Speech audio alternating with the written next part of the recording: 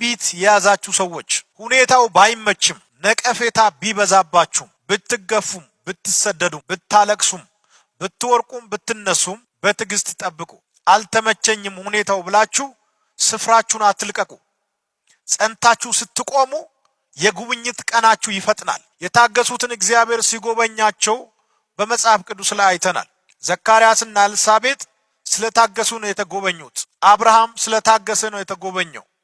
ኢዮብ በመጽሐፍ ቅዱስ የትዕግስት ምሳሌ ሆኖ የተጠቀሰው ስለታገሰ ነው የተጎበኘው። እግዚአብሔር እንዲጎበኛችሁ መታገስ አለባችሁ። በእናንተ ህይወት የሚፈራረቀው ሁኔታ በሽታ ሊሆን ይችላል፣ አለመሳካት ሊሆን ይችላል፣ ግራ መጋባት ሊሆን ይችላል። ይሄ ሁሉ ቢኖርም በእግዚአብሔር መንገድ ላይ ጸንታችሁ መቆም አለባችሁ። በዕብራውያን ላይ እንደተመለከትነው ጸንቶ በመቆሙ ምክንያት ልጅ ማግኘት የህዝብ አባት መሆን ብቻ ሳይሆን